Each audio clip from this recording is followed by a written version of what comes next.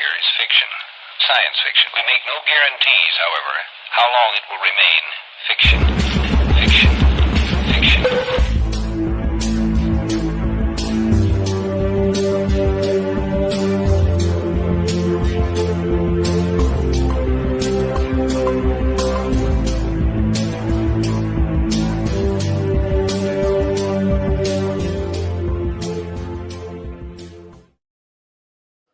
Super smart salutations to all you Cognonauts out there, and welcome to another episode of Exofathom, the show that dares to explore the outside reaches of understanding. I am Nick, and I am joined, as always, with my two lovely co-hosts. Mike, how you doing? Man, it's been a minute. It's good to hear. It's been a minute. It's good to hear your voice. It's good to hear Ayla's voice. Hey, right back at you, man. Definitely, yeah. Ayla, you're here too. How are you? Yeah, I'm here. I'm alive. Excited to pick up with the episodes again. And to the audience out there, my bad. Physical ailments be damned. We are making this show happen. Yes, absolutely. It's been a minute, but we're back. And that it's going to be an enjoyable episode for all of you out there. Tonight, we're going to be talking about the concept of genius. What is a genius? Where did the word come from? What do people think about geniuses? And maybe what do we think of, or are there any geniuses that we look up to? Maybe where have they gone? All of this and more on this episode of Exofathom. Probably not in that order. Probably not in that jumbled mess of an explanation. But I am getting my my hosting wings back on, and this is going to take me a minute to sort of settle into. So I think I wanted to start off with one simple question to you guys, because again, this is going to be, I think, a little bit more subjective than objective. I feel like the term genius is kind of loose and nebulous. So I think it would be a good question to start you guys off with what is a genius? And we'll start off with Mike. Jesus, why me? I don't know, because you're next to me on the screen. Well, that's fair enough. Yeah. Well, the root of the word genius is genie. This is why I just recite Jordan Peterson. No, I'm just kidding. I guess a genius is somebody who can quickly connect two pieces of knowledge that seems disparate, but actually are kind of correlated or maybe causal in a timely manner that is faster than anybody else. And that causes a bit of awe and wonderment about that person. Okay. All right. That's good. Ayla, why don't you give me yours? I forgot my notepad, so I'm going to go get that real quick. Oh, he's not even gonna listen to me. I definitely. No. Now I feel so skipped over too. Right. It's just like, it's just like, yeah, whatever you said. I get my notepad. I'll be right back. Maybe that's what genius is. Or you know what we should do when he gets back? I want you to say that is the best definition I've ever heard. Okay. That's basically what I would sum it up as. You know what, Ayla? I think that's probably the best take I've ever heard on it. Oh man, see, I totally missed it. I need you guys to repeat it for me. Damn it! I knew that was going to happen. Yeah, go ahead, Ayla. You said it so succinctly and beautifully. I'm sure you can repeat that perfectly. Right? No, it was a one-time deal. The whisper. Oh man, it was genius. On the wind. Yeah. I was thinking. You called my bluff, Nick, but if I had to define it, I would say it would definitely center around imagination. I think that part of the reasoning and deduction process, like a Sherlock Holmes, right? Like that ability to connect the dots and stuff. I do think undercurrent to that would be imagination. It's the same thing that would spark not just mathematical genius or physics genius, but artistic genius. Sort of the ability to reach out into the ethers and bring something back that's new and refreshing and exciting, and something that can leapfrog humanity another rung in a discipline, I think would be pretty cool to define geniusness as. is genius a product of creativity then, or is creativity a product of genius? Hmm.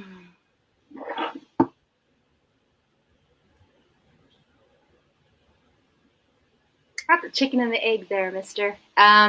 Is Sure. creativity a product of genius, or genius a product of creativity? I don't know, Nick. What do you think? I don't know. Now I'm like, I gotta look up both words. What's the denotation? Question. What's the connotation? What do we? Yeah, it's a good question. I would wonder: is there? Would you consider? How do you phrase this? Well, creativity is an Okay. adjective and genius is a noun. So Thanks. I didn't need that literal Rain Man definition. Thank you. I was more trying to summarize what I was going to ask, Mike. I think. What's a noun and what's an adjective? Yeah. All right. Well, no, I think it's that. not that neutrinos exist, Mike. You would really start. sorry, Nick. Yep. You're the worst. No, I'm kidding. No, I think it's a good question. Which comes first, and maybe. Do you think that there can be creative people who are not geniuses? Maybe it might be a question that you could follow up that with, because I mean, I would venture to say that there are people who are creative who are not geniuses. Yes, but I would venture to say that there are people. You have say that one more time. I had it in my brain. Oh no, I was just saying like you asked whether genius creates creativity or creativity creates genius, and I'm wondering if there are people who are creative but not geniuses. Yes, but I don't think there are geniuses who are not creative. I think Right. you have to be creative in order to be a genius. Interesting. So creativity is definitely in the category, I think. Imagination station, guys. Well, now Yes, what's right. imagination and creativity? Now it's like, what's the difference between those two words? Why do we have two words for what seems like the same thing? Yeah, I mean, there's like all what was interesting, like artistic genius, mathematical genius, all the geniuses, genii, whatever that you talk about is you need an element of creativity. I feel like because you have to think outside the box. I feel like. Okay, I'm gonna get real granular here. Creativity is a noun. I guess that makes sense. To say someone is creative, they're creative would be an adjective. But anyway, so creativity is the quality or ability to create or invent something. Imagination is the ability to form mental images of things that are not present to the senses or not considered to be real. The formation of images. So I guess imagination is the idea and creativity might be the implementation of that idea, the manifestation of it, perhaps, in the physical earth. To which they both work hand in hand, anyways, right? Yeah, that's interesting. I don't necessarily think you have to think visually though, for imagination. I mean, you might be able to think. Smell an idea. Smell a sound. Intuition. Yeah, divine intuition is definitely key for creativity, but you might be able to think of whole compositions, musical compositions, without ever seeing one. But I don't know. I'm not a composer, but that's just. I would imagine that you think in sounds rather than say, or even like symbolic language, rather than visual language. What's weird about that is I heard about this guy that had like a bullet go through a part of his brain or a nail or something like that. And when he recovered, he couldn't stop seeing dots. He was like, why do I keep seeing dots? And it turned out that they were like piano keys. Like that's what he was seeing. And then he would be able to play something. So I'm sure that's not always the case, but. Well, you just came across one of the topics that I wanted to touch upon, so we can just bring it to the fore right now. That would be something that's considered savant syndrome. And savant syndrome happens when usually there's a recovery from brain damage, and the person becomes incredibly gifted in one way or another. But it's usually highly specialized, right? Very specialized, yes. Like being able to see music notes in your eye lines. Yeah. Right. And now I want to know, like, do non-savant syndrome having composers see the music, or like Mike was saying, hear the music. Well, I know that Paul McCartney talks about this, making Yesterday. It was just him making breakfast. He called it like eggs and toast or something like that. What? But he woke up one day and he just had the melody in his head.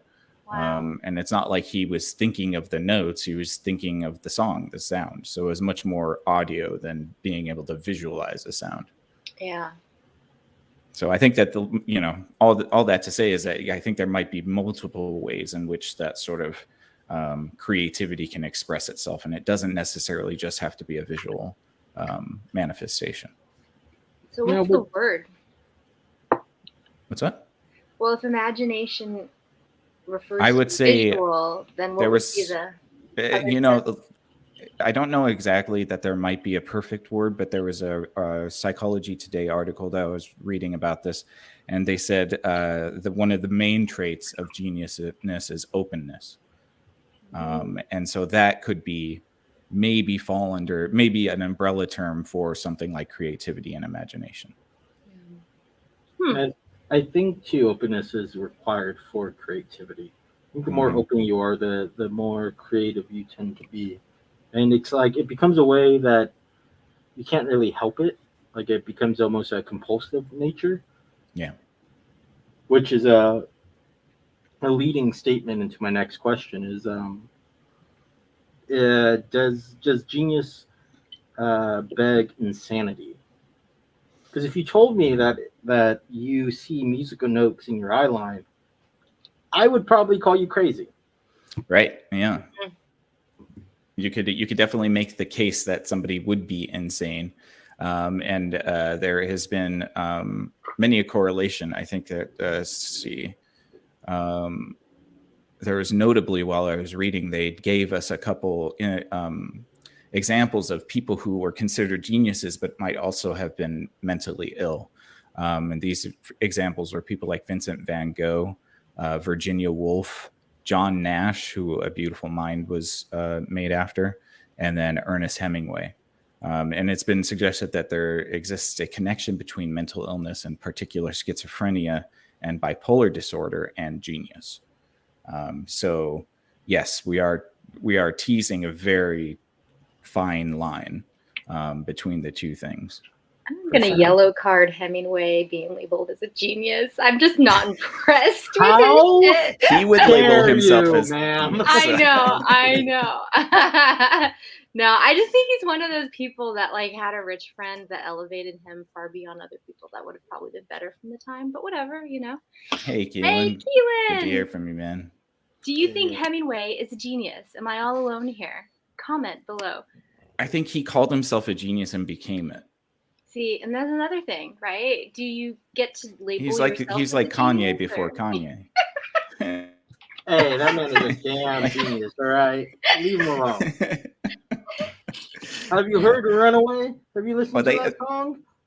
Yeah. That workout song. No, they do actually particularly mention Hemingway as well. And it was, Hemingway actually, because I believe it was Schopenhauer who said that a genius looks at his field of work and sort of replicates it.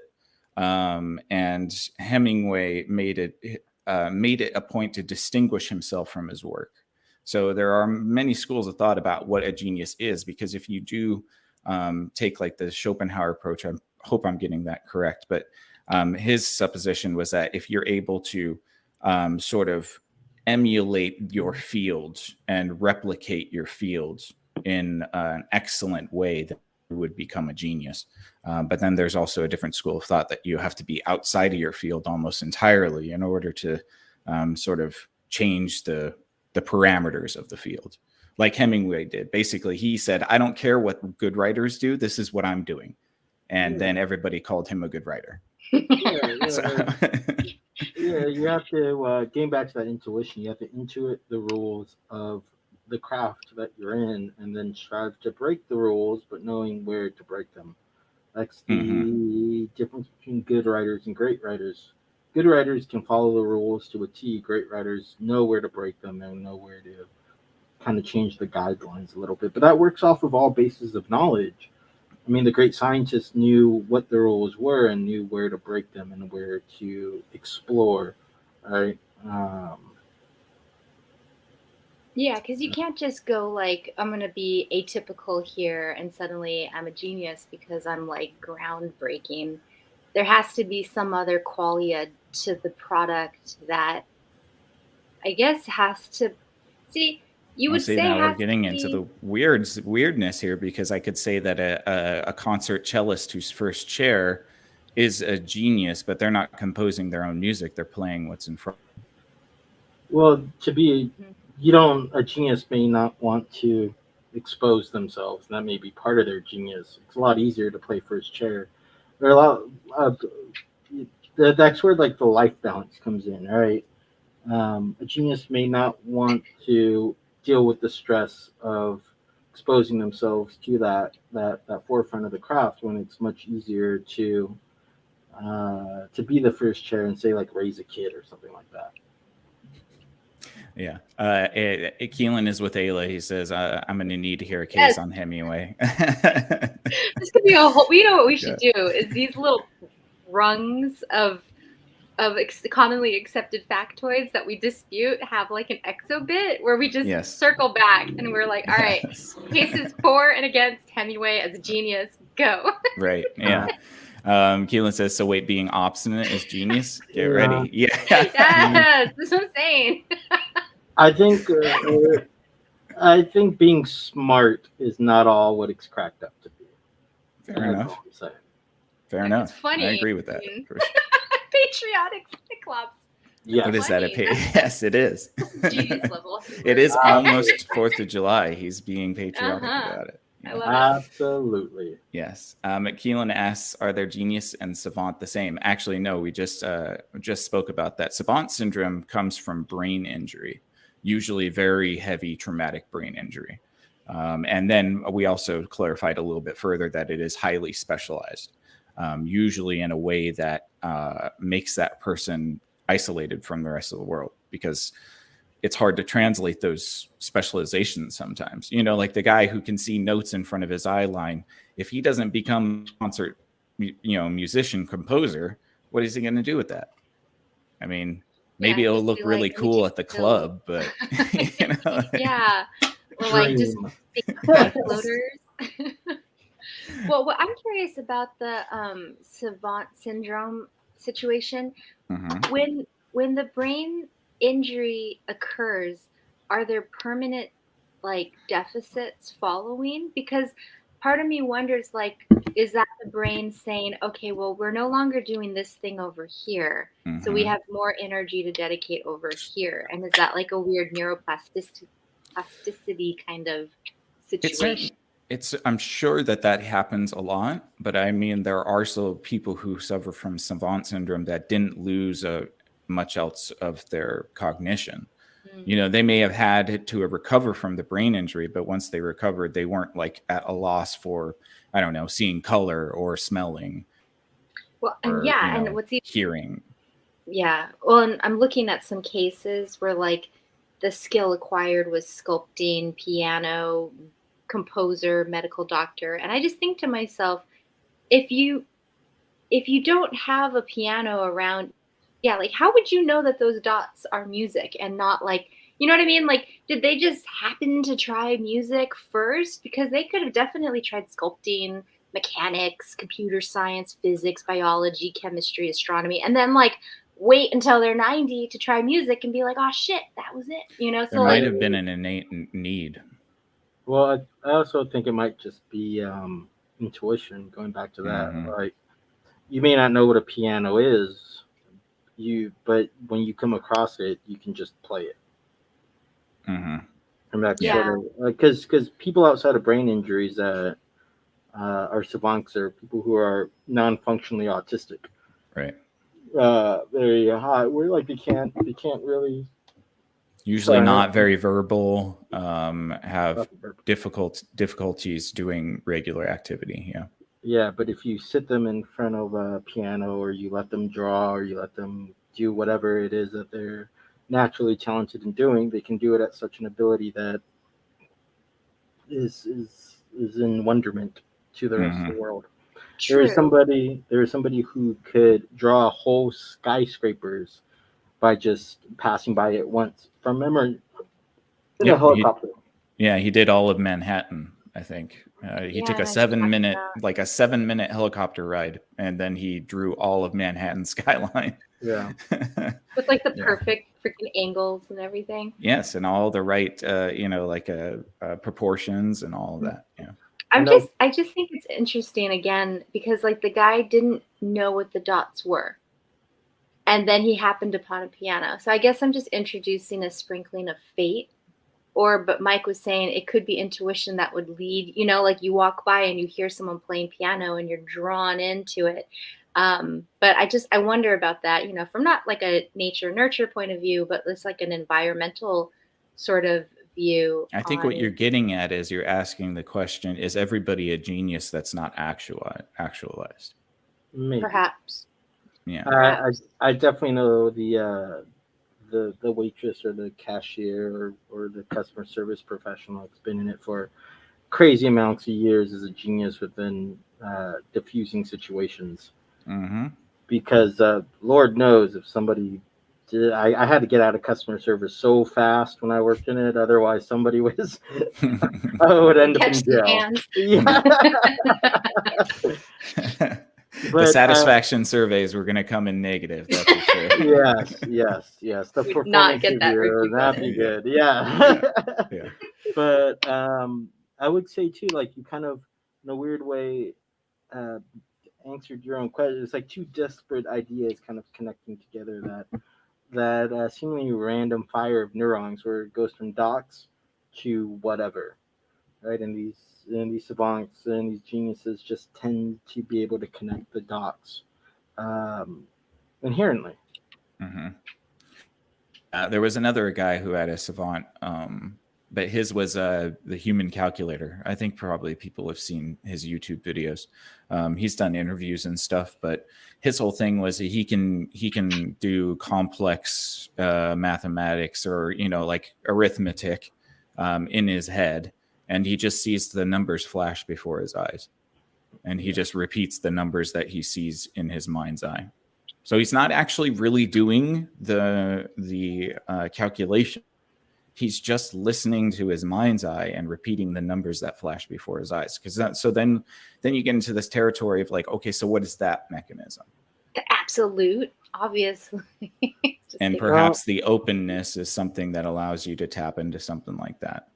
But who knows? There's also a little bit of, I guess, training in the craft. Like once we're getting back to like the way sort of thing. So like, let's say you're not a genius at anything. You can kind of like once you spend enough time within a certain field of doing stuff, it's just all muscle memory. It just all happens naturally, right? Like I'm sure if you spend enough time being like a certified forklift worker or forklift operator, you can operate that forklift in ways that you'd be popping wheelies. Yeah, you could be doing. You could be doing things that no one else can do, but it seems like the same thing that we're talking about. I think that you're probably right about that, which then again sort of reinforces this concept that there might be genius inside of all of us that hasn't yet been realized if we're, don't find ourselves to be geniuses. For better or for worse, because let me interject here. Sure. In Culver City, there's a museum of Jurassic technology, I think. I don't know if it's still there, but it's this tiny little door. And you enter it, and you come to find out that there's a man who discovered how to engrave a grain of rice with incredibly intricate landscape scenes. And that could be a type of genius, but again, how did he get there? How do you narrow it down to, I'm really, really, really good at drawing on a grain of rice? Mm-hmm. I don't know. It goes back to what Mike was talking about, this repetition. Getting yourself in that position of, I'm sure he didn't just start on a grain of rice. He probably worked down to a grain of rice. And then he screwed up 1 billion grains of rice before he could actually do the thing that he wanted to do. We've been watching Evil Dead. Well, I think that there is a distinction here though too, because we talk about this sort of like now there's this distinction between natural giftedness and then experience.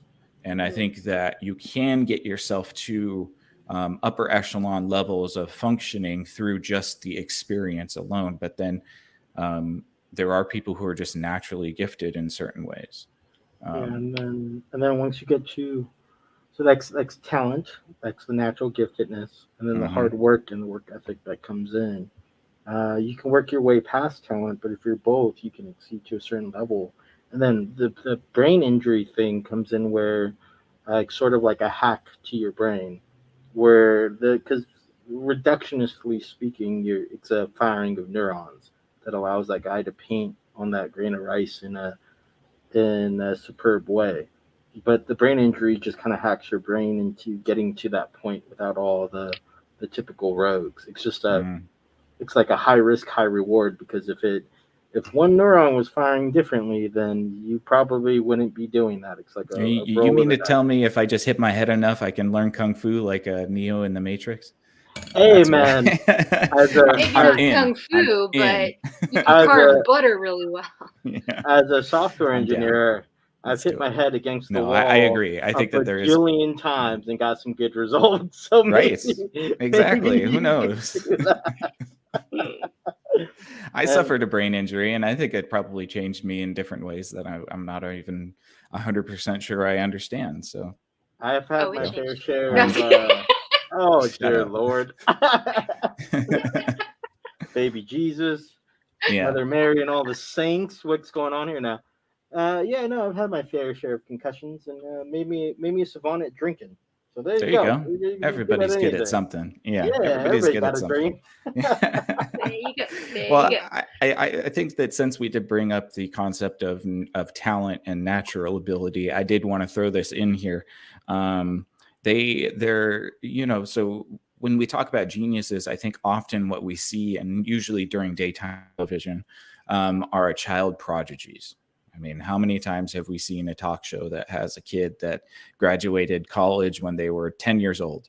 But I read this really interesting article that talks kind of about the curse of a child prodigy, and how the reason that we don't normally see child prodigies after they make their big debut is because they burn out completely, and they actually get severely set back in life because they experience being so good at one thing that when they have to go do other things in the world, it frustrates them to a point of cognitive dissonance, and they become frustrated with life and therefore become underachieving. And it happens at a high rate with people who are child prodigies. Yeah, I think that's a sin of society, though, where maybe where everybody's looking to exploit that child genius. And then once they get to the age of trying to figure out taxes, then it's like, good luck, go have fun. Yes. Or hey, you got to go take out the trash for your job. And sorry, I don't care that you're a child prodigy. Yeah. In fact, that probably builds resentment from the other coworkers, right? Instead of just taking out the normal trash that anybody would, now it's like 3 bags of trash, and you have to go dig behind the fucking back stock of whatever to go find the trash because your boss said so. And it turns out that it becomes a little difficult to go find things that aren't seen, and it kind of like ends up being a spiral. So like I think that stuff really is a sin of society, where that child prodigy is exploited, and then once the attack vector is found, made vulnerable, and then left alone. Yeah. And then the difficult, and also I think there's a mechanism of not facing difficulty when you're young. And so when you get stuck in these rotes, like say you're a child prodigy violinist, your whole life is going to be about violin until you become an adult. And then it might need to be other things as well. But you didn't get to experience much of those other things as a child, and particularly failing at those things. So when you start to fail as an adult, it becomes that much more frustrating. Sure. I'll continue. I'm sorry. No. I was just going to say, Big Mike says everybody's so creative, except for you, Big Mike, because your background color is green. And green is not a creative color. Exactly. Yeah. Don't hug me. I'm scared. Yes. Yeah, no, that sort of stuff like really bothers me because who wants to harm a child, right? Mhm. So the other people get to hide behind the things of taking care of things for the kid instead of teaching the kid what it is to actually be an adult and all the Mhm. trappings of being an adult Yeah. and learning how to fail or learning that failure is okay is is one of the biggest things that somebody can learn as somebody that prided or that found pride in their intellectual ability. The first time I failed a class was in college, and it absolutely wrecked me. It fucking put me in a state of depression. But once that Mm. was learned, that one can come back from that, that one can retake the class and pass the class or excel in the class, whatever it may be, you start to learn that. But you're right, to learn that as an adult is much more difficult than to learn that as a child. Yeah. And Yeah. that it's, You just have more safety nets as a child. So yeah. when you fail, there's little consequence to it. But once you become an adult, failure becomes really scary. And child prodigies, those safety nets have incentives to make sure that you don't fail. Right. When it comes Exactly. to those that excel in things that make people money, and that's sort of Hmm. the sin of society or the disgusting part of it. I feel that's why I Yeah. feel real remorseful towards child stars. You Yeah. know, I was thinking the exact same thing. It's very similar. They get very sheltered their entire lives and then thrown into this very adult world when they're not ready for that. but it's So, no fault of their own. That's the no, fucking no. you That's the know. mechanism of it all. Yeah. And then they take the blame upon themselves, like you said, that they couldn't perform in a certain measure. Hmm. Hi, Mike's sister. Hey, Mike's sister. Hey, Hey, Coley. Coley. Good to hear from you. Yeah. So like I think that again, this whole conversation was really centered to be around like, can we approximate some characteristics? What are the nuances here? Because I think it all is very super nuanced. I'm really glad that we actually didn't mention anything about IQ. Because I think that the attitude is starting to shift around the IQ narrative, and for good reason. Because during this research, I read about somebody who was very fond of the concept of genius, and his name was Charles Galton. Charles Galton was the cousin of Sir Charles Darwin. Oh no, it's Francis Galton. Hold on, Francis Galton. Sorry, he was the cousin of Charles Darwin.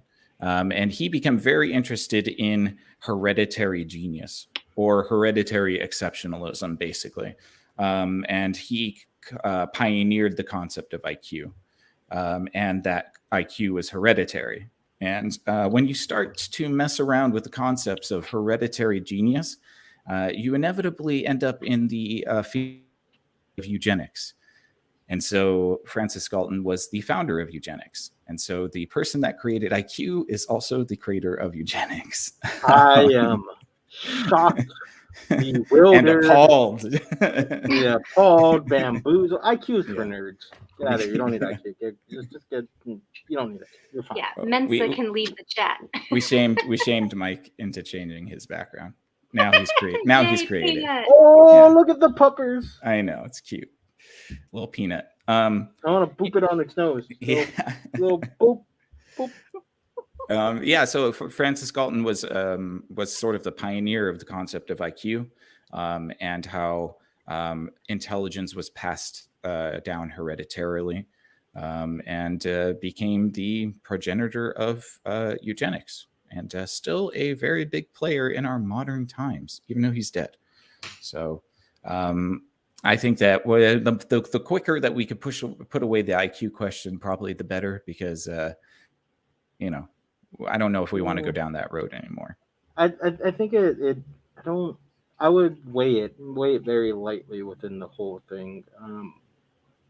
Eugenics is obviously horrible, like all of that shit. But if you look at it as like a math equation, it still might have like a 0.001 005 or some sort of little bit, but it shouldn't be the most weighing factor in what we consider genius. I agree. I agree for sure. Yeah, I think that's probably a decent enough way to say that, because I don't know. I think there might have to be equality, maybe not. maybe let me ask you guys, do you think there has to be like a level of admiration to consider somebody a genius? No, No?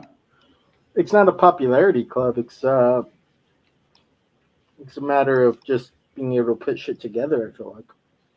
Yeah, I don't necessarily mean that you have to love the person, but I mean like admire the work, admire like. So what I'm saying is that I mean like in order for somebody to be considered a genius, there has to be somebody that appreciates them, right? Or can somebody be a genius without any recognition? No, look at Van Gogh. Mm-hmm. Van Gogh wasn't admired at all during his lifetime. It was only after he died that people kind of admired his work. Mm-hmm. And if you consider it a factor of time, and time goes to infinity, then maybe yeah. But I think in the absolute state of the word, no. I think the work stands for itself, and it creates its own property of this thing called genius. And once it's done, then it's done, whether somebody recognizes it or not. Because then that begs the question: does somebody need to be a genius to recognize genius? No, I don't necessarily think so. I just think that if the product of genius isn't appreciated, is it genius? Yeah, I think the work stands for itself. I mean, it would have to stand for itself to a third party, though, right? Because nobody's there to appreciate it. If a tree falls, right? I know. If a tree falls, I don't know. I'm not sure. Well, I'm getting back to environment, though. I do think that if one must display genius in order to acquire the resources to produce genius, right? Like, I mean, you can't be a piano player without a piano. You can't be a mathematician without books and teachers. I mean, maybe you can with YouTube, but even still, like I still feel like there's like a genius doesn't exist in a vacuum. There's still some sort of an interdependence with the viewer. And I like the temporal recognition that Mike brought in, because given enough time, somebody who was a genius yesterday could be proven dumb tomorrow. May not dumb, but like Newton, a lot of his laws kind of got thrown out after certain new discoveries. But that doesn't make him not a genius. He was at the time, even though now some of his ideas aren't 100% great. But it's like you can only do so much with the available information. I mean, unless you are pulling stuff straight from the ethers. Again, like I keep going back to Einstein conceiving of a black hole 100 years before we actually have evidence of one. That's strange. That's really strange. And he comes to mind as a genius, and I think is recognized because it's astonishing to do that. So Einstein wasn't real, so I don't know what you're talking about. Shakespeare wasn't real. I'm kidding. Einstein was a CIA drone. Yeah, there you go. Yes, oh, man. Yes. He was a patent clerk that stole all his ideas. Right. Oh, yeah. Let's get that pinch back in there, right? If you read our about for the podcast, you got to have a little bit of suspicion. Yes, of course. It does not bother me that they stole my ideas. It bothers me that they have no ideas of their own. There you go. So if Tesla, a broke-ass Tesla who had no founder or who had no finances, we would still consider broke-ass Tesla a genius, regardless if he had the resources to make the things. You could even take a thing with like an Ada Lovelace, like the mother of computer science. It's not the resources. That person still is a genius, whether they're recognized or not. And how many unknown geniuses outnumber the number of known geniuses? That's where we get into the school of popularity and all the other sins of social structures. I guess we don't live in a. I'm sorry. Continue. So I was interrupting you. We don't live in a society that treasures genius within the thing that we're talking about. I feel like. Yeah, I think when the word evokes a sense of rarity, and so when something's rare, it requires discernment. And so not so much a popularity contest, but either everybody has some sort of geniusy latency to them, such that we're all geniuses in some respect, actuated or not, or there's a small select few. And in order to discern that, that's usually a job of others, audiences, populace, history, that kind of stuff. So I don't know. I mean, I don't know, but interesting question. I don't necessarily think that it takes away from the fact that that person is still considered a genius, but I think that there is a social level to that mantle. And so, often they are probably geniuses we don't ever hear about. But again, who's to say? Oh, now we are discerning between title and a self, or the actual thing. Titles and reputations, going back to Schopenhauer, is a thing one should not worry about. It's to be discarded in the trash, because they are so easily manipulated by others. Sure, but I mean, you could think about somebody like Elon Musk. If you stripped his reputation and title, would you consider him a genius or no? He still is a genius, regardless if I consider him or not. I wouldn't know him, so I wouldn't be able to tell you. Right? Okay, well then then this is just sort of like a call to authority that a genius can only spot a genius. So none of us can know the geniuses. Is that what it is? No. Maybe in passing, like maybe if you came across a homeless guy who take Jamie Foxx, the cello player in that movie. No, the soloist. That's actually not too bad. It's actually not too bad an example. I need to see it, but I saw the trailer and I was like, I can't in my heart. Like I just my mom met him during the filming of that movie because she worked at Lamp during the time. She was like, nice. Now I'm name dropping. What the fuck am I doing? Shame. I know, right? Real shame. That's not what we do where I come from. Emperor, the king of San Francisco. Emperor's New Groove.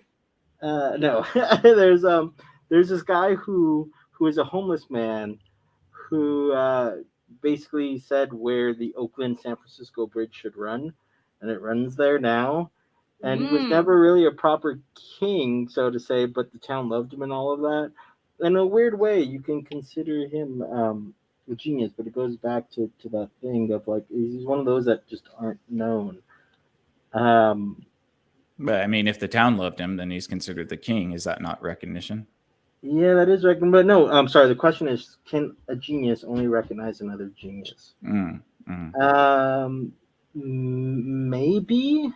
Maybe in the sense that it's like when I come across, or when you come across somebody that's on the same wavelength as you, regardless of all of these things that we're talking about, you can kind of pick up that you two have a certain bond, and I think that's what we may be talking about. I don't want to relegate it to the social standard of the word genius, but it's somebody that you come across that can pick up on the same thing. Regardless of IQ, regardless of specialization, regardless of anything else, it's like a vibe. I think there's a vibe. So if we consider that vibe, that genius vibe, a thing, then sure. But I want to remove the social standing sort of thing. Does that make sense? Does that come across clear? Yeah, no, I mean, I get it. I just think that I don't know if it can be removed because, I mean, we can clinically talk about the concept of genius as the sort of scientific definition, although there is no actual scientific definition. I looked. But that's where I think I'm getting at, because we had this IQ concept, and that was supposed to be the hard science about what genius is. And that was supposed to tell us who the geniuses were. But we know that that's kind of flawed. So if we're taking this only the knowledgeable can call a genius, then perhaps we are getting to a more pure form of the word, but then you're ignoring the sort of the perception the rest of the people might have. And I think that that's just as valuable in the folklore of the person. Now, not necessarily stamp of approval that's a genius. Just because people like you doesn't mean that you're a genius. And trust me, we know, we all been on the internet. We know just because somebody has an audience doesn't mean that they're a genius. But I also think that there is a level of the recognition that is important in order to sort of figure out who the geniuses are. And yeah, maybe it can come from a sort of expert class that takes measurements of somebody and brings it down to the masses. But I don't know. I mean, So I think there's a balancing act there. That sort of reminds me of the tale of Alexander and Diogenes, where you have two people who are completely separate social skills but can recognize each other. All right.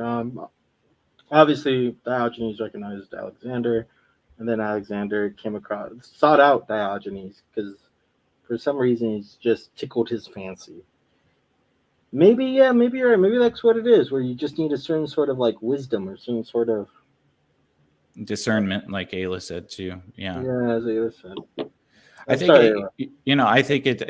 Like you can fall into the popularity trap, like you said. I think that's probably the first action that happens most of the time, is that people fall into the popularity trap, and then you sort of have through all of the bullshit, and you usually in the internet era, like you can find a personality that you like and be like, oh, this person's really knowledgeable, and you kind of sift through it and you're like, oh, well, maybe not as much as I thought.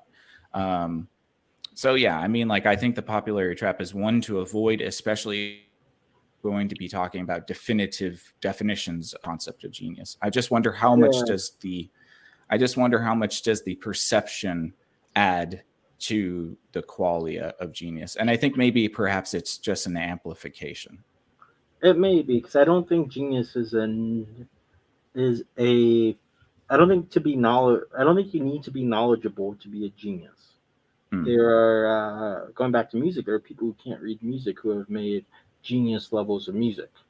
And that's a facet of knowledge. I think it's more a vehicle of knowledge. I think it's more a thing of intuition and gut and feel, where you're able to manifest, produce, create something that, from the knowledgeable down to the unknowledgeable, can all in some way, what's the word I'm looking for? Reflect with? No, it's resonate. Yes, thank you. Can resonate with. Yeah. Which kind of again sort of hints at a level of universality that is a little bit murky. But that's because this whole concept, I think, is really murky. We don't really, again, like I did look into the scientific definition of genius, and there really actually isn't one. There are sort of parameters in psychology that they talk about, one being openness and another one being perseverance, being a big indicator of genius. But these are just traits, like I don't know that we have, it's kind of like saying what is art, I guess, right? It's like, it when you see it, but could you tell me what it is? Probably not. That quote's actually about pornography. I know. I definitely wouldn't trust a genius to tell me what a genius is. Yes. That's for damn sure. Yes, that's how you get the eugenics movement. Like quite literally, I think. A bunch of fucking retards. No, I'm sorry. Yeah. Hey, what do you think? What's going on in your brain over there? Oh, I guess I was just thinking about like the beingness of a genius versus the products of a genius, because I'd wager there's people that you could converse with that you would never think are a genius, and then they're like, oh, here's my sketchbook, and it's like freaking incredible, and you're just like, what the hell? Like, you're so cavalier. Like they think it's horrible, even though it's like the best thing you've ever seen. Like, so I don't know. I mean, like, Well, self perception adds another layer of complexity, right? Yeah, exactly. And even like with the young kids that are geniuses identified at a young age, I guess again when I was talking about those resources, it's like, you know, at least in today's age, if you are diagnosed genius or gifted, you get additional resources through the public school system. You get to go to different types of schools. You might be invited to go to academies where you get to study foreign languages at an earlier age than in public school from professors, not public school teachers, et cetera, et cetera, et cetera. Your exposure to higher levels of college level thinking is introduced at an earlier age. And I think one thing that we're starting to realize is that like children's capacity to learn is a lot higher than I think previous generations gave them credit for. Although then you think like, we had kids working, at like 7 back in the day. And then, so I think that kind of like, what's the capacity to learn at a young age? That's a whole debate. But I guess what I was just going to say was that if they then burn out at a certain point, what is it that one would say burned out? What was it that made the people around them think, oh, you're a keen individual? And that's where I'm thinking like, again, perception and then the person and all that kind of stuff. But just what's rattling in my head is just sort of like, can you be a genius and not produce anything? Yes. Hey, jump in. I'm sorry. I'm so eager. I apologize. Yeah, I'm just spitballing because I mean, these are just rattling. I'm not wedded to any idea. So what comes with being gifted or considered a genius also is added scrutiny. I was one of those unfortunate children that got labeled as such a thing. And it came with a psychologist following me around school, studying me, telling me to be natural around friends. Imagine going up to a group of kids in like 5th or 6th grade with a thesis or with a pre-doctorate adult who is studying or who is writing a report for their thesis, and they tell you, oh yeah, just be natural. Yeah, I'm sure that social group is going to be completely natural. And that sort of things can play into your mind going much further. With added education or added opportunity comes with added responsibility, which comes into the burning out. The burning out, though, is kind of a nebulous term, I feel like. But for the most part, it comes to respect with society, right? As you said, can a genius be a genius without producing anything? That's why I said yes. It's a state of being. It's a state. It's not the works produced. It's not anything else. It's just sort of who you are. This sort of thing that we're trying to pin down. I don't think it's defined by the things that are produced, but the human itself. Right. But I mean, like, how do you describe that vibe? Because like obviously they witnessed something in you to then define you as such. So what were you doing? Were you like, Goodwill Hunting on a whiteboard, or I don't know. I mean, it's a fair question. Yeah. I was put through. You don't have to be personal if you don't want to either. Sorry. No, this is important. This is important. No, that if I didn't want to be singled out, I wouldn't brought it up. I would have just played dumb. They put me through a series of general intelligence tests. Right? They put me through math tests. They put me through all the shit that you would be put through. Mensa attempted the same thing when I was older, but I was far too interested in smoking weed and drinking beers and hanging out with college friends and playing video games, which might be a little bit healthier than the intellectual rigor, because you get a Ted Kaczynski, you put somebody under too much pressure. Again, going back to this whole notion of genius. But when I was a little kid, I was just excelling at my school works at a level that was unnatural. So they wanted to see what that was. Yeah, I mean, and I would argue that's output. I think I get what Ayla is saying, is that how can you really measure? Again, we're back to the tree falling in the woods. Yes, technically that person could be a genius, but what distinguishes them from everybody else in the herd? Nothing, if they're not, you know, if they're not presenting it. And I think that's what a true genius does, is to stay within those shadows.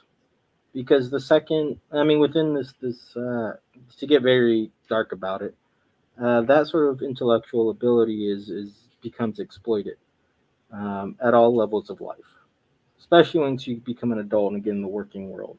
You see this with artists all the time. There's a Weird Al thing where he sold his like first song for like $50, and then when he wanted to put it on his album, he bought it back for 500. Right? That's the business coming in. I guarantee you the people doing that were not labeled a genius. And he may not be a genius, but he was probably creatively smarter than them. And that's the tragedy of intelligence, or the tragedy of genius or creativity, whatever thing we're trying to pin down.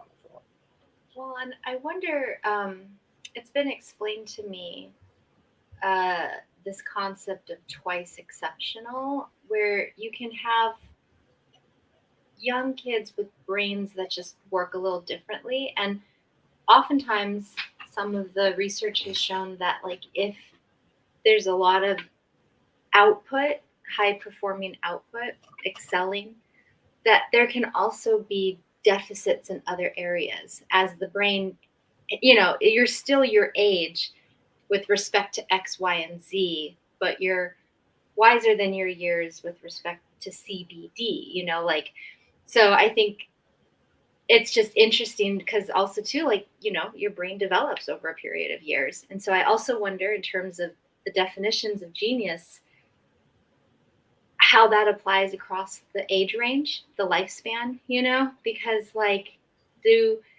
does a genius defined at 7 perform, function, and get perceived the same way as a genius at 15 versus 28 versus 99? Can you be a genius defined so late in life? And so I don't know. I mean, there's just so many ways to cut this pie. Nick, how could you do with this episode? This episode's breaking my brain. That's weird. It's just weird, right? Because we all know. It's subjective. Yeah. Well, I mean, you can't be good at everything, right? So you have to pick your specializations or find your specialization. Oh yeah. I mean, I don't know a damn thing about flying an airplane. I literally know nothing, so I'm probably at 0 in that, but I'm pretty good at computer science. I have a paper on my wall that says I'm good at it, right? So that sort of thing, like the deficiencies and stuff like that, is something that everybody comes across. A musician is pretty good at making music, but they may not be good at making movies. They may not be good at mathematical equations. They may not be good at any whatever other thing, but that's just nature. That's just humans. Oh yeah, it wasn't like a dig or anything. I just need to say that, back to the brain injury precipitating genius. I'm wondering if so much of it has to just do with a brain actively working to navigate. I don't know. I mean, brains are weird, and I just wonder if like the London cabbie having an overdeveloped frontal lobe with respect to making maps within their brain. Yeah, allocation of resource of neuro cells. I wonder about that kind of stuff. Well, and this brings up the concept of specialization over generalization. We have notable geniuses like Michelangelo, Leonardo da Vinci, who were once called Renaissance men, and this is another point towards maybe something we can point out. You said a musical genius might not be able to do advanced mathematics. But there is generalization or a generalized genius. So somebody like Leonardo da Vinci was in multiple disciplines and was able to utilize that intellect in a variety of different disciplines to basically redefine those disciplines. Now, if you want to argue that Leonardo da Vinci isn't real, I could have that conversation with you guys, because I'm kind of thinking he's not. I don't understand how he invented so many damn things and was so good at everything. But there is a question about that too. Do you know of any? Do we have any examples of that nowadays? Because I was thinking about like, okay, they had this term for it. It was called a Renaissance man. It was somebody who was generally good at many different things. And I'm wondering if specialization has sort of helped people find their groove, but also maybe allowed us to overlook highly skilled people because they're just in a certain category. Yeah, we're getting back to Wu Wei or the way, trying to find the one way to the excellence of all things through the discipline of finding excellence at one thing. So I'll bring up the example of Joe Rogan. I would argue that Joe Rogan is a genius because he's good at martial arts, he's a spinning back kick that could probably kick a hole through me. B, he's good at stand-up comedy, and C, he's now become the leading podcaster of all podcasts over a generation we are being formed. And he's also good at UFC commentating, which might lend these multiple disciplines coming together all at once. There's Renaissance, man. But as society has become more specialized over time, which it naturally does, I think somebody like Leonardo da Vinci wouldn't be as well known now as he was back then. Because there's so many more disciplines out there now than was then. Being good at everything now is a monumental task compared to back then. All right, I don't think he would be. I think if he had the intellect for it, but he would have to spend a lot of time studying other things, but he wouldn't be able to be good at everything. And then obviously, I can't go to my local hospital and convince a guy to give me a cadaver. Or maybe I can if I was real nice about it. But it becomes a lot harder to excel at things like that, or excel at quote unquote everything to be a Renaissance. But you definitely can stretch your tendrils out if you have base intellect across art and engineering, but you have to focus within art and engineering to do that. Yeah, I'm wondering if there is any cross-disciplinary jumping, because the example of Joe Rogan, I would file that under orator, and maybe even Leonardo da Vinci, I would file under engineering and science. I don't know if da Vinci was doing any playwriting, but I would actually look that up. He might have. He was actually Shakespeare. He was Shakespeare. There we go. Turns out all of these famous people were just one guy.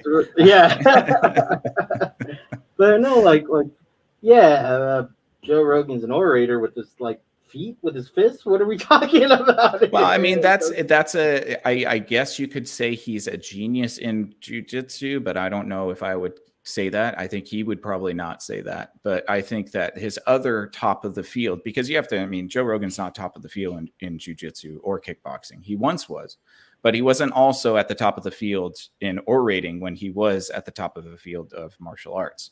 So then we get this, what Ayla was talking about, this sort of diffusal of mental energies.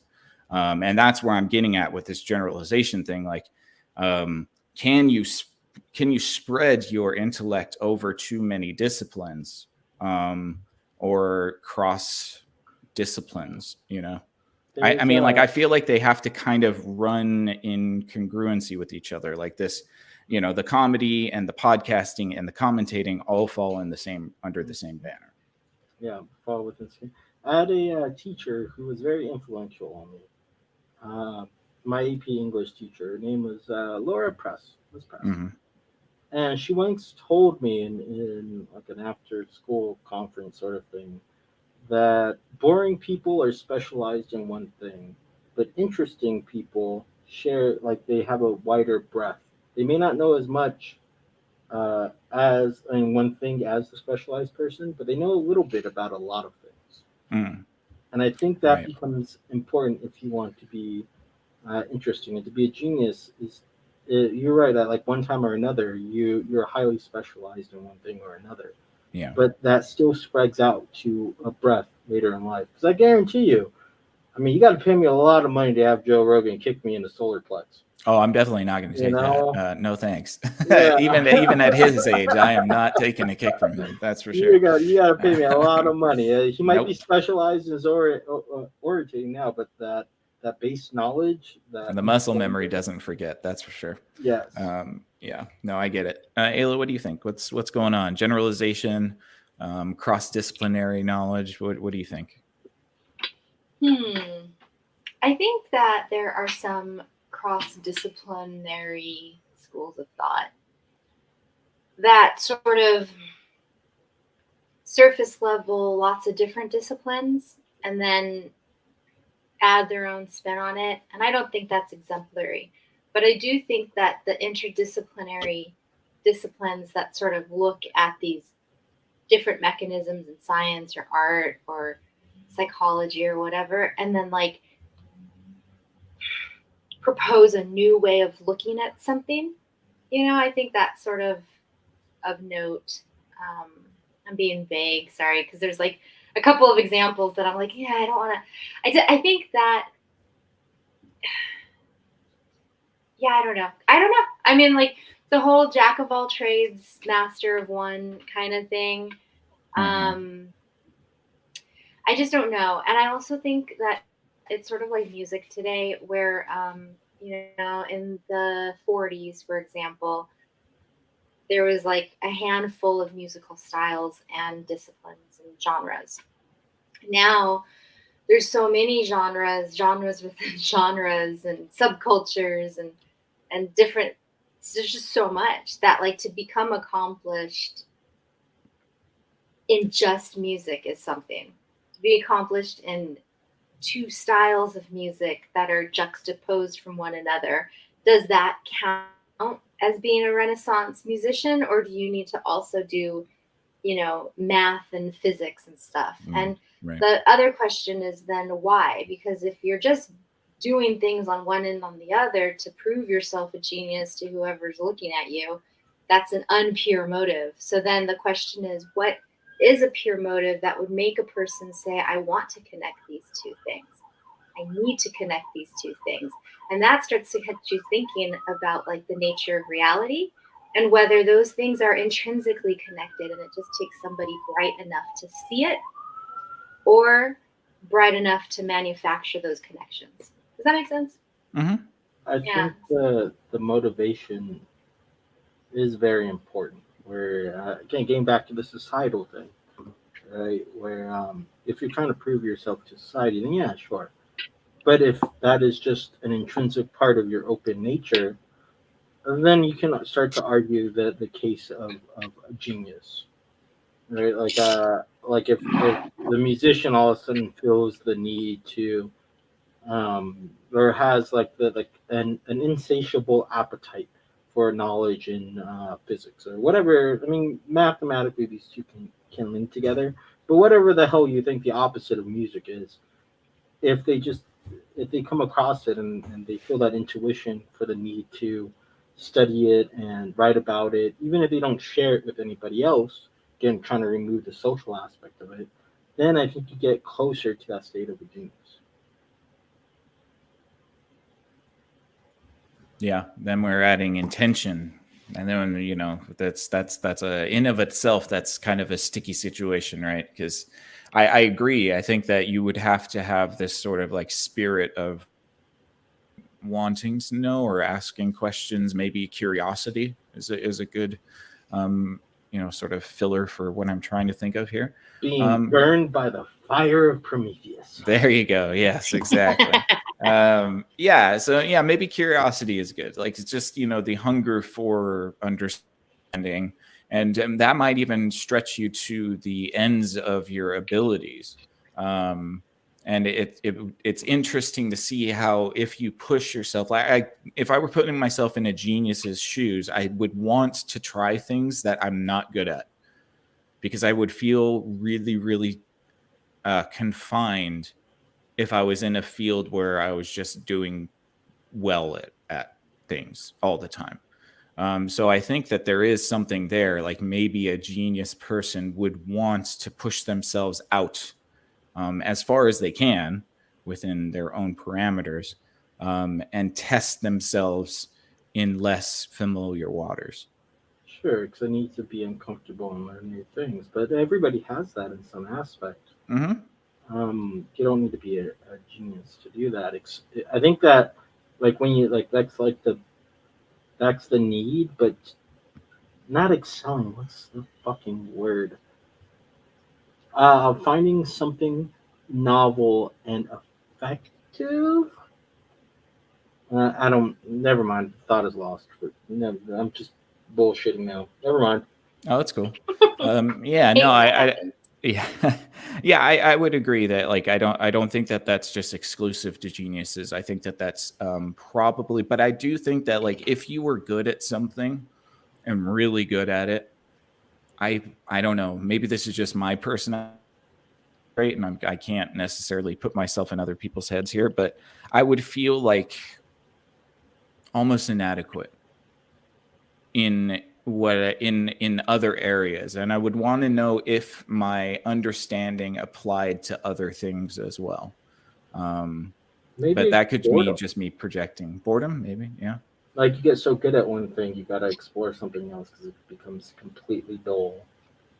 Yeah, or just, maybe you just get tired of knowing all of the things. You know what I mean? Like, I don't know, if I was like a genius in some field and I knew everything about it, what would I mean, I guess it would still excite me if I was passionate about it, but I don't know, could you be a genius at something you didn't like? Yes. I don't know, Okay, man. so- You're pretty good at making knives, dude. I'm just saying. Yeah, I mean, that's all well and good, but I mean, like, what do you like? Could you? Is there an example of somebody that was a genius at something they didn't enjoy? I'm trying to think genuinely, because I'm like, what would that be like? I'm sure nobody asked them if they actually enjoyed it. I'm sure they just. That's fair. Yeah. What if you're like really good at math, but you hate math? That'd be sad. That would suck. Well, that's the Goodwill Hunting thing, right? Oh, right. Yes, exactly. Where he's like, I'm Yes. so fucking sorry. This is difficult for you. This is elementary to me. This is simple. He burns the paper and like gets all mad at him. Like, yeah, it's just an ability to do something, whatever it is.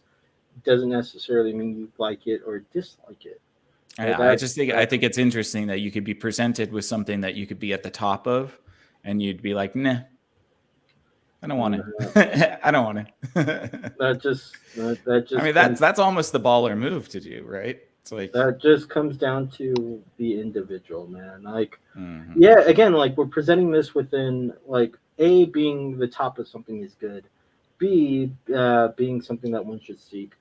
Like, this all fits within frameworks of society, but this disregards the notion of the individual and what the individual naturally wants to do. And if they're gifted in something, it just comes as fine as walking. Do you like to walk 10 miles a day? No. But are you gifted at walking?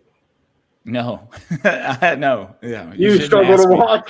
Sometimes I do.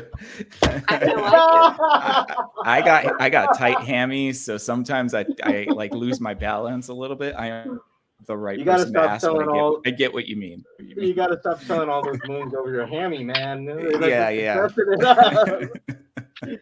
But I need to stretch more for sure. Yeah, but it's just something like that. Like you can say we're all geniuses at locomotion, but that doesn't mean you want to walk 20 miles a day, right? Mm-hmm. Yeah. And back in the day, that's what humans had to do. That's arguably we hated walking so much that we ended up coming up with civilization. We ended up coming up with the agricultural revolution because we hated it so much. We hated hunting. We hated like survival. That we found civilization. So it's like, yeah, you could be a genius at something but still not like it. Yeah, that's an interesting concept. I want to find out. I'm sure there are people who have been considered top of their fields and decide to walk away. So you know what helps with that? Never mind. Oh, okay. Things that excite dopamine and serotonin. Those things help that to get you back into that. Right. Or going back to the if you ever had a thing that you really liked, then going back to that thing that you liked will help you. But further down the line, sometimes those other things can help too. To be extremely vague. Yeah. Yeah. Well, I mean, yeah, that's all I got for tonight. Do you guys have anything else you want to add? I like that we kind of just did it this way because, again, when I looked at all of this stuff, I was like, this is going to be just more conversational because it's all very subjective. And I think that there are so many different nuances, like you're saying, of course, with adding the individual versus the sort of social perception. Yeah, this is all an amalgamation of things. But I think that what we kind of got to were some things of being able to connect disparate ideas that or see solutions or ideas that other people won't be able to see. There was a comment about sort of inspiring awe, which I think that was Mike. And then Ayla said imagination, creativity, leaping forward in paradigms. So taking a field and sort of jumping it ahead many years past what would naturally happen. Creativity, openness. I wrote exceptionalism because I think that you could probably make that sort of an umbrella term. But yeah, anything else? Any other characteristics do you guys feel would add to the DNA of a genius? I only have a question. Sure. Ayla, if you have any additional characteristics, please go first. Oh,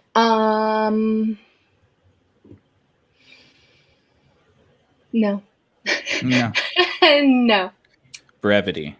There you go. Eloquence and expertity. Yes. What is Oh my God, you've got a heart on your face. It's so cute. It's proof that Michael has a heart. There you go. What to you is a genius? What to me? Yes. Oh, because I didn't answer it. Exactly. This is what we in the profession. I was trying to get out of having to commit to this. This is a group assignment, Nick. I know. No, I think I agree mostly with all of your guys' ideas here. I think there's a bit like I don't necessarily want to jump into the sort of like metaphysical side of this, but I think that like the awe struck me for sure, because I think there's a recognition of divinity, and that we didn't actually touch upon this, but the word genius comes from the ancient Roman genie, like Mike said, which were places, people, or things that were thought to be inhabited by a deity. And so this is where you get this connection between the concept of genius and then the divine. Comes from this sort of root word that was originally to describe something that encompasses a deity, and then it turned towards the I guess the 1500s or so to mean something that was akin to the divine. So I think the concept of awe is important because there's a recognition that what that person is, the way that person see the world or experience life is almost not removed, but sort of like elevated in a way.